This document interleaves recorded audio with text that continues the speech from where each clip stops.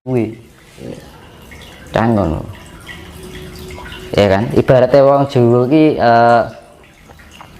wis akeh sifating jalma menungso kang ngumbar angkara murka mung butuh nuruti karep ya kan, mung butuh nuruti karep ya kan. Jadi wis ora memberikan sifat yang wis ninggalake rasa sejati nih. Rasa sejati ini dalam sudah meninggalkan jati dirinya. Jati dirinya adalah sebenarnya adalah Tuhan itu sendiri yang ada di dalam diri kita. Makanya ketika kita menemukan jati diri kita, maka kita akan menemukan Tuhan yang ada di dalam diri kita. Ya kan? Tuhan itu ada di dalam diri kita kan. Tapi kita rasakan keberadaan Tuhan. Nah, gitu. Dengan cara apa? Kita mengenal jati diri kita sendiri. Bahwa jati diri kita sendiri adalah sifat Tuhan. Tapi sekarang orang sudah tidak mengenal jati dirinya. Karena apa? Sudah terbelenggu oleh kenikmatan dunia. Ya kan? Makanya usake sifat yang jamu kan si seneng ngumbar angkara murka, padha ninggalake roh sejatine kan ngono. Mung butuh nuruti karep. Kalau orang Jawa bilang kayak gitu. Hanya butuh untuk mengumbar karsa itu. Akhirnya apa? Karsa itu mendunia. Ya kan?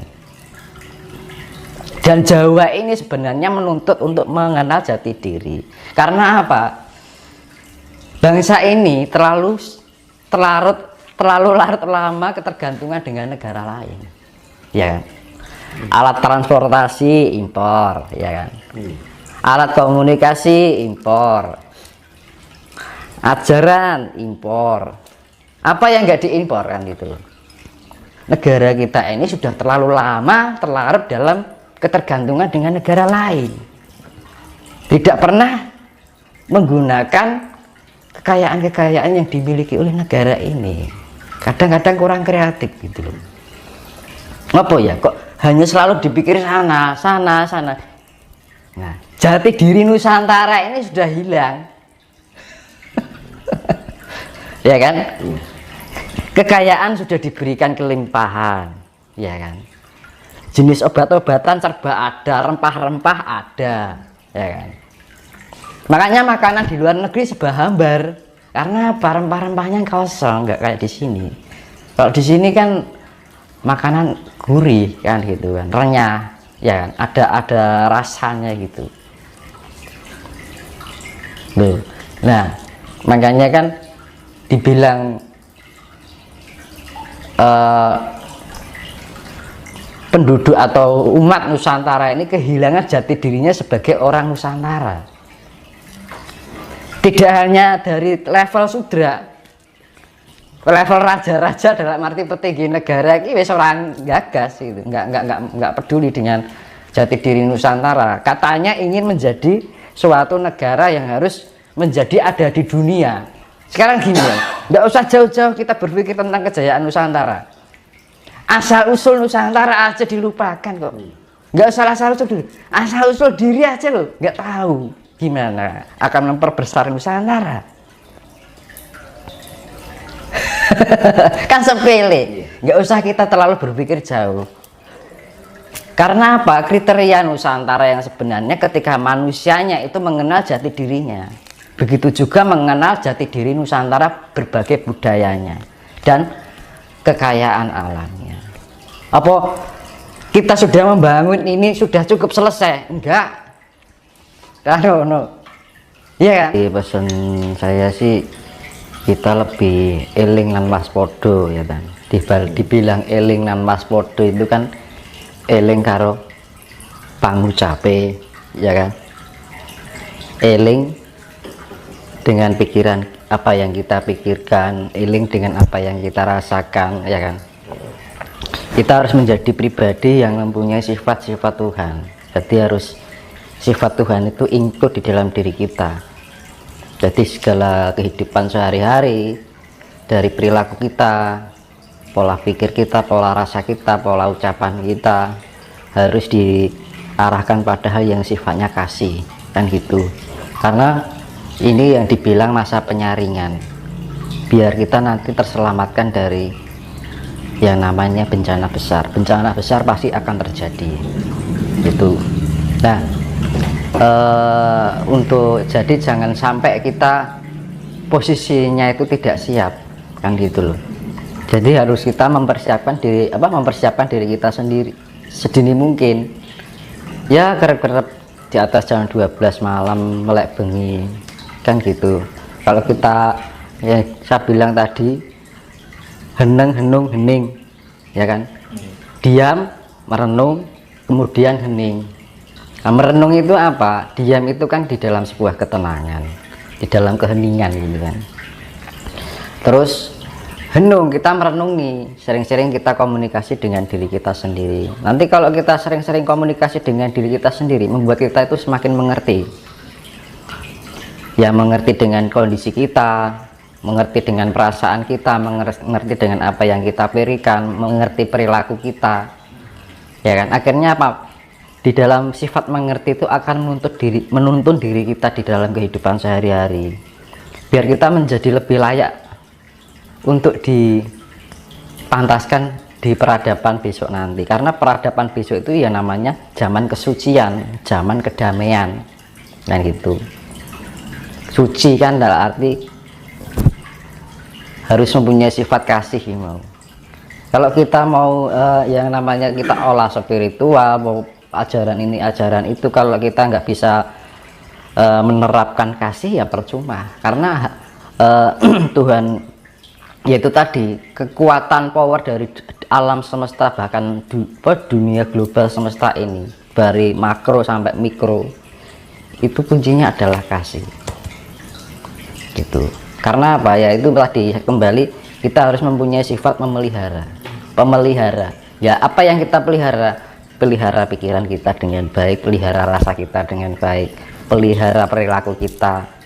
Kalau kita sudah memelihara itu, kita sama aja memelihara diri kita. Nah ketika kita memelihara diri kita bagian dari istilahnya memelihara alam semesta ini, mewakili gitu kan, dari diri kita sendiri. Dan itu harus bisa, kalau ini semua terjadi secara global, dari semua orang yang di muka bumi ini mempunyai sifat seperti itu, maka akan tercipta kedamaian. Tapi secara global ini masih antara sifat buruk dengan sifat damai ini masih condong ke buruknya, ya nggak akan mungkin tercipta kedamaian. Makanya kan jalan satu-satunya ketika ibaratnya gini, kalau bahasa Jawa, hamenangi zaman edan ewo hayo ing pambudi jantraning jagat wis pinasti, ya kan. Jadi ya hamenangi zaman edan, ya zaman gila ini yang gitu. Ewo hayo ing pambudi, kita akan berbuat baik aja serba ewo kan gitu kan, serba canggung, kita mau berbuat kebaikan aja sesuatu hal yang aneh di dalam kehidupan kita. Kadang kita ngolah spiritual aja dikira orang gila kan gitu kan, ya kan. Kita melakukan pendekatan dengan alam dikira orang stres kan gitu loh, kan aneh gitu kan. Hamenangi zaman edan ewo hayo ing pambudi jantraning jagat wis pinasti kan gitu. Jantraning jagat wis pinasti berarti kalau sudah mencapai tingkat kegilaan sampai ingin berbuat hal yang sifatnya budi pekerti aja dianggap yang aneh gitu kan. Ya akhirnya apa? Jantraning jagat, jantra itu kan jangka, jagat wis mesti ya akan bekerja ya alam. Itu tadi yang namanya global, yaitu tadi megatrust itu sifatnya pembersihan. Karena air samudra itu sifatnya neutron, jadi penetralisir. Terus ini Mas, terkait dengan konsep eling, bahwa jika kita mau selamat dari seleksi alam, dari bencana, kita harus eling.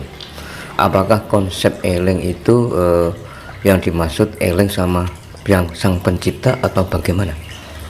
Nah eling itu ya bagian terkecil ya, saya contohkan ya. Kita mandi bahwa kita merasakan bahwa yang mandiin kita air. Nah kita itu termasuk eling Mas. Kita minum nih, kita merasakan bahwa yang kita minum itu air dari Tuhan. Itu eling Mas, ya kan. Kita mau berbicara ini, kira-kira omongan saya itu menyakitkan buat orang lain nggak? Itu eling, ya kan? Perilaku kita kira-kira menyakiti, merugikan orang lain atau enggak? Itu termasuk eling. Nah, eling itu yo eling karo pikirannya, rasanya, ucapannya, perilaku kita, ya kan? Kalau kita sudah eling dengan itu, maka itu bagian dari eling dengan Gusti. Apa sekarang gini, hal yang sepele yang sering kali kita lakukan sehari-hari, mandi, ya kan? Apa pernah kita ketika kita mandi merasakan eling malah? Kalau kita mandi dengan air kan nggak pernah kan, cuek aja kan, ya kan? Nah itu hal yang sepele itu. Makanya kalau mandi, ketika kita mandi diguyur dengan air, kita merasakan bahwa air itu mengguyuri tubuh kita, bahwa air itu dari alam, itu akan menambah energi loh. Karena ada sinergi antara alam dengan mindset kita ini, cipta rasa karsa ini. Dan itu akan membangkitkan energi di dalam diri kita. Sepele kan? Mandi itu juga disadari loh. Makan pun juga, ketika makan itu kita sadari. Ini nasi ini dari hasil bumi. Saya sadari kita setiap makan nih, jangan asal makan aja gitu kan. Tapi kita rasakan ketika masuk ke rohani. Nah ini akan sinergi nanti dari kekuatan bumi yang masuk ke tubuh kita. Itu akan membangkitkan energi. Sebenarnya gitu. Kalau kita ya dari namanya eling itu kan menyadari. Ya. Rasa rumongso itu eling. Dan waspada juga lagi, waspada dengan ucapan kita. Ya sama aja sebenarnya.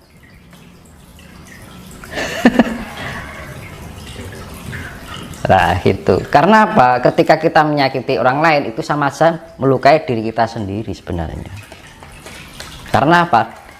Hukum imbal balik, hukum feedback, hukum cermin, ya kan?